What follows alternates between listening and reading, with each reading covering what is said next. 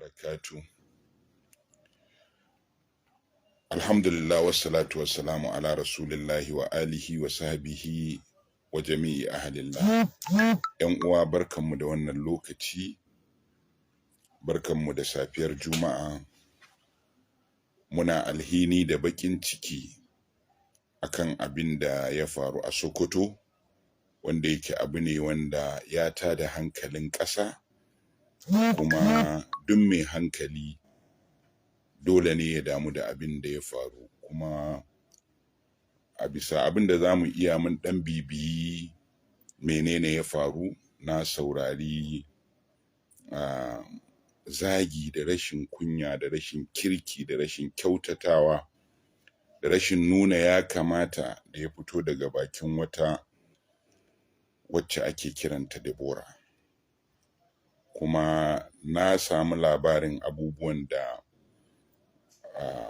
‘yan uwa suka aikata, wanda yake ya kawo abin da ake kira mixed reaction a ƙasa, wato mai da martani daban-daban. Abin da nake so ‘yan uwa don Allah su nutsu su yi akan wannan abu shine mu koma mu duba hukunce-hukunce da malamanmu suka yi, musamman na baya. A nan zan tunatar da mutane abin da Sheikh Jafar Mahmud Adam ya faɗa akan hukuncin da aka tambaye shi na wanda ya zagi manzon Allah sallallahu alaihi wa sallama. Abin da Sheikh Jafar Mahmud Adam ya faɗa, Allah ya ji kanshi da rahama, yana cewa duk wanda ya zagi manzon Allah sallallahu alaihi wa sallama dole ne hukuma ta kashe shi, dole kotun musulunci ta zauna ta yi masa hukunci na kisa, kuma ko ya tuba, tuban ba zai amfane shi ba. Abin da ya sa na so in dawo da wannan fatawa ta Malam Jafar, abubuwa ne guda uku. Abu na ɗaya shine hukunci ya ce kotu, hukuma, da aka kaga ba za a iya dace wanda ba hukuma bai ɗauki doka a hannunsa. Abu na biyu shine mu gane cewa duk lokacin da aka kauce wa ƙa'ida to za a shiga ruɗani. Abin da nake nufi da kauce wa ƙa'ida shine idan aka ce hukunci, to ana nufin sai wanda yake da doka a hannunsa shi zai yi hukunci. Ɗaukan doka a hannunsa, a hannun wani mutum, ba daidai ba ne. Abu na uku wanda yake shine muhimmi, wai wannan ne na farko a ƙasan nan, koko shine na biyu, koko shine na uku? Babu wani mai hankali da zai halatta zagi na mutumin da bayi da ma magoya baya ko ɗaya, ballantana mutum mai daraja, wanda duk mai imani ya yadda duk duniya Allah bai taɓa halittar wani mutumi wanda yake da daraja irin tashi ba. To sai ya zamana cewa wannan mutumi wani ya zo ya tashi ya zage shi a cikin jama'a, har ma inda za ka saurari audio ɗin, mutanen da suke wajen ma sun nuna wash, ya kamar sun reacting, wato sun nuna ba su ji daɗi ba. To wannan abu yana faruwa a ƙasan nan. Me hukumomi suka yi? Na samu bayanin sanarwar mai alfarma sarkin musulmi akan wannan abu.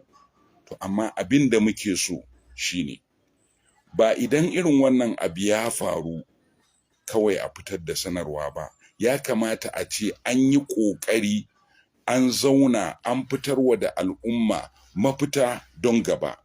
Ba ma so irin wannan abin ya dinga faruwa, ba ma so a dinga kashe mutane a ƙasa ba tare da hukuma ce ta kashe su ba.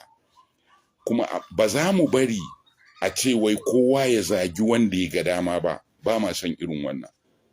Mu lura, a ƙasan nan ba a taɓa samun rahoton musulmi mai hankali ko mara hankali ya fito yana zagin annabi Isa alaihi salam ko wani daga cikin annabawa ba, ni dai ban san haka ba.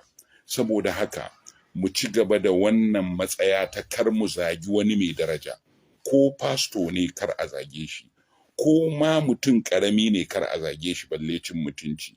To kuma mu tare darajar manzo sallallahu alaihi wa sallama, ba mu yadda a zage shi ba, kai kalma ta rashin kirki ma ba mu yadda a gaya masa ba.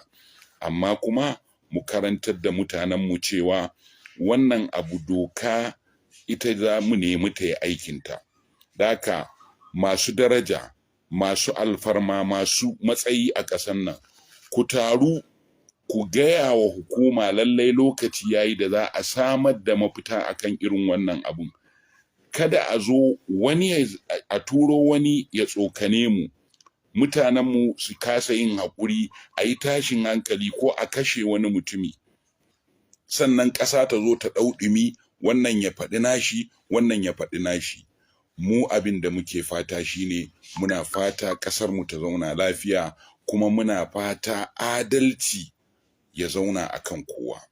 Ina sake nanatawa, wanda ya zagi manzon Allah sallallahu alaihi wa alihi wa sallama, wanda duk ya zagi manzon Allah sallallahu alaihi wa alihi wa sallama ya aikata mummunan ta'addanci, domin ya shiga hurumin da ba a shiga.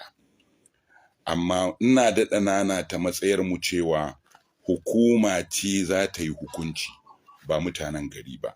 Saboda idan aka bar shi a hannun mutanen gari, haka kawai wani wanda yake kinka sai ya ce ka zagi manzon Allah sallallahu alaihi wasallama, sai a taro a kashe ka.